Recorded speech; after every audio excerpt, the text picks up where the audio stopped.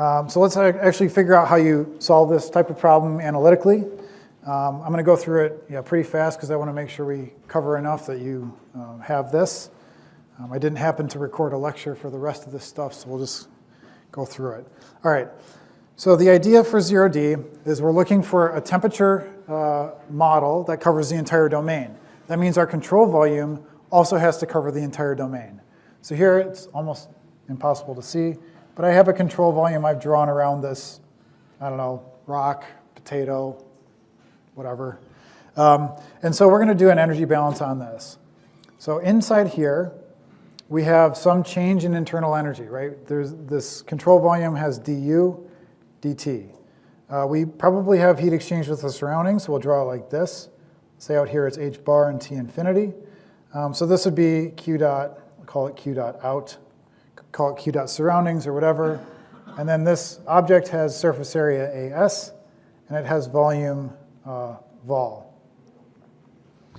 So this is all that's going on here. We're going to then do a control volume analysis on that part, or do the energy balance. All right, so in plus gen equals out plus stored. In this particular problem, we don't have anything coming in, and we don't have any thermal generation, so it's entirely out plus stored, just by the way we drew it. So that's saying q dot out is equal to, q dot out plus du dt is equal to 0. All right, so we need rate equations. We need a rate equation for q dot out, and we need to have some more detail around this u, or du dt. All right, so the way we do this is q dot out is going to be, well, this is convection, right? We're convecting to the surroundings. So for this example, it'd be h bar times as times t. T is just a function of time now, right? So it's t sub t, or however you want to note that, but it's t as a function of time, minus t infinity, right? If t infinity was a function of time, you could put in that expression as well. This is our q dot out. It depends on the solution that we find for temperature. All right, du dt. Let's break this out a little bit because this internal energy idea, I mean, it's sort of hard to work with. So let's break it out for the case where we have maybe an incompressible solid, right? This is not for any gas that's compressible. For an incompressible solid, we can do this. So we're going to say this is d m times u, right? Lowercase u dt. And then this is actually m times du d temperature times d temperature d time, right? So I'm using this kind of chain rule thing. Du dt, dt dt is the same as d mu dt, right? Mass is constant for this. So that little trick lets us actually write this as m times c times dt dt, right? Because, let's see, du dt is specific heat. Right? MC dt dt. So when you're doing your homework, you can just kind of skip to this part, right? Skip to this answer. So let's put this stuff together now. So we, in our energy balance, have h bar, as, t minus t infinity. We'll just remember that t is a function of time, plus m c dt dt equals 0. I can rewrite this in standard form just to be pedantic, and that would be dt plus h bar as over mc times t equals h bar as over mc times t infinity. So there's actually a reason why I did it this way. This group here, this one here, this one here, these are 1 over tau LC. So your time spent in calculating tau LC up front actually helps you this time, as opposed to the BO number, which you just do once and then throw away. Now you can actually use this time constant in this solution. Okay, so this is the governing differential equation in temperature for a 0D transient problem in which there's convection from the surroundings. Questions on this? Okay. So then, obviously, we need to solve this ODE. So next step is going to be, oh, look, there, I wrote it already. Next step is going to be to solve it. Before we solve it, let's maybe make a note. We have a first-order differential. Right? Before we had a second-order differential equation, d squared t, dx squared, or whatever. This is just a first-order differential, dt dt. That means how many boundary conditions do we need? One? One boundary condition? Yeah.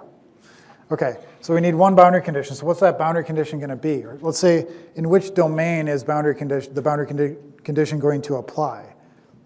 In time, right? It has to apply in the thing we're modeling, in time. So it's not a boundary condition, it's an initial condition. So what's our initial condition? Well, for this problem, we could just make something up that's sort of relevant. But let's say the temperature of the body at time equals 0 is equal to some initial temperature. Let's just say we know that. It depends on the problem, like whatever you're given. For this problem, let's just make this assumption. So, okay, how do we solve this problem? You notice that there's stuff relating to temperature on the left. There's constants on the right. So this is, again, a non-homogeneous ODE. So we can solve this the same way we solved our other non-homogeneous ODEs, which is to say, I'm going to assume a homogeneous solution is equal to 0. I'm going to assume a particular solution that is equal to the entire equation. I'm going to solve them both and add them together. So I'm going to go through these steps pretty quickly, just because I think you've seen this now. So I'm going to say T is equal to TH plus TP. Sub that in, so now d time times not T, but TH plus TP plus 1 over tau LC times TH plus TP is equal to 1 over tau LC times T infinity. Right, that's just subbing it in. So the stuff related to TH is dTH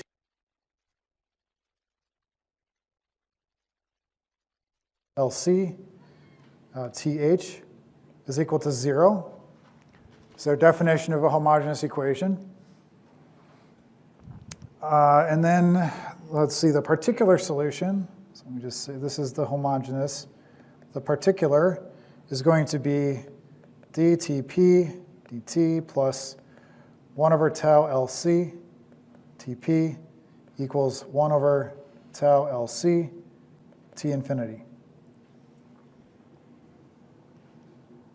Okay, we just have to solve these now. So the easy one, I guess, you can look at that particular solution. We look at the right-hand side. Everything on the right-hand side is a constant. So we guess TP is a constant. Remember, the method of undetermined coefficients tells us to do that. If the right-hand side looked like something else, sine or cosine would guess something that looked like that. We guess a constant, we cancel things out. Our particular solution is just equal to T infinity, right? That one's pretty easy. The homogeneous solution, I guess you maybe don't know where to go with this, but if you look at it, it's actually a separable ODE. So we don't have to go to the tables. We can just do the separation and integration. I'm sorry, I think I have a mistake in my notes. But so let me, TH is actually exponential of minus T over tau LC plus C1. Okay, so that's going through and doing the integration, separation. I guess you can go through it. I'll go through it afterwards and figure out where I went wrong. But TH, this is a solution for it. I guess how do we interpret this? You have this constant of integration, and it happens to be inside the exponential. So what we can realize is that it doesn't matter what the constant of integration is. We just need to account for it. So exponential of a constant of integration is the same as just a constant of integration. So we would say, instead, we could write this as TH equals C1 exponential minus T over tau LC. Right? So these are equivalent. We'll figure out later what that C1 needs to be. Okay, so that's the homogeneous. The particular TP I said was T infinity, and now we have our full solution, right? It's just those two added together. All right, so let me get, if you guys will stick with me for like 2 minutes, then I'll finish this up and you'll have everything you need. Okay, so we've gotten this far. We solved the particular solution, the combined solution. Now we need to enforce the boundary conditions. Let's just go with this, enforce the boundary conditions over here. So again, we're going to take t equals c1 exponential minus t over tau, LC, plus t infinity. That's our full solution. And we're going to apply the boundary conditions. That's saying t initial is equal to c1 exponential minus 0 over tau LC, because we're applying this at time equals 0, plus t infinity. So exponential of 0 is 1. So this is saying t initial is equal to c1 plus t infinity. All right, so now that we know this, we can go back and say, actually, our full solution is t equals t initial minus t infinity times exponential minus t over tau LC plus t infinity. All right, so that was really fast, but we managed to get through, find our full solution, apply boundary conditions, and so on. All right, so I'm going to leave it there. Make sure to go to your discussion tomorrow, do the review session, exam on Monday, and I'll see you all in a few weeks. Thanks.